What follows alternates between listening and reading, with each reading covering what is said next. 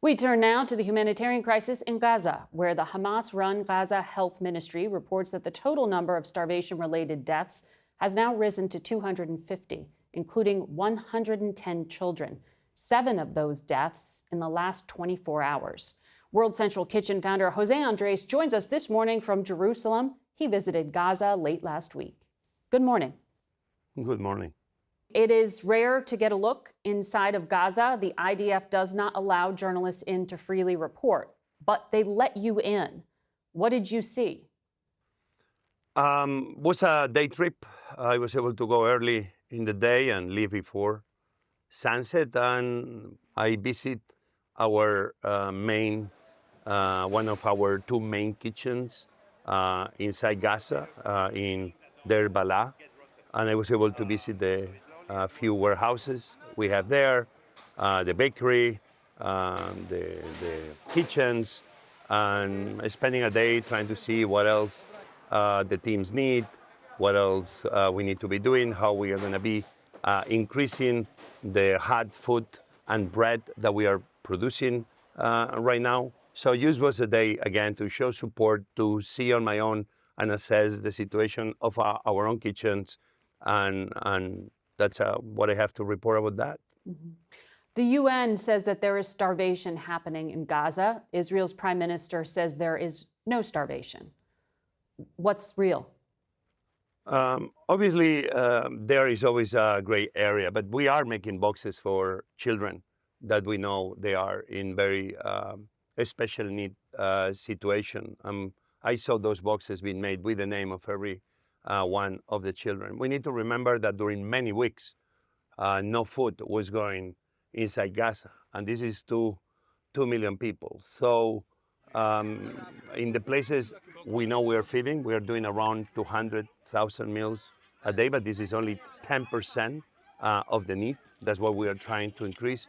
I can say that where we are, obviously, people are being fed at the bare minimum. It's not everything they should be receiving, but at the very least, they're receiving a piece of bread and a piece of food.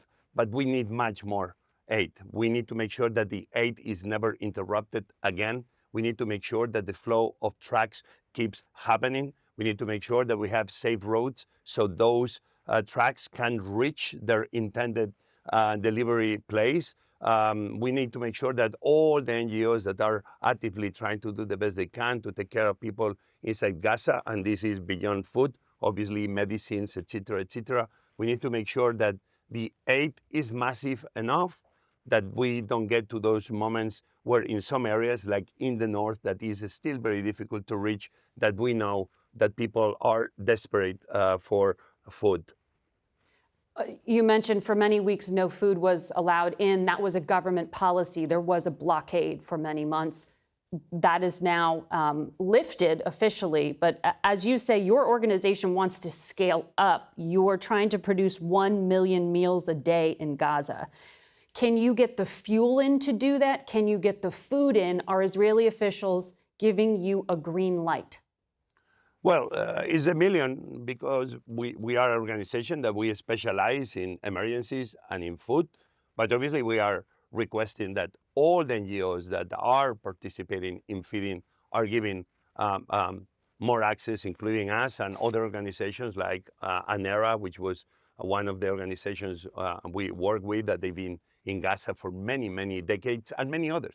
We need to make sure that everybody has access. For that, we need a lot of things. The trucks inside Gaza, we need to remember that the trucks come from outside Gaza, and there they are put aside, and then we need to reload the trucks that are inside Gaza. This takes time. We need more trucks inside so the trucking company can have enough people and enough trucks to have a constant flow.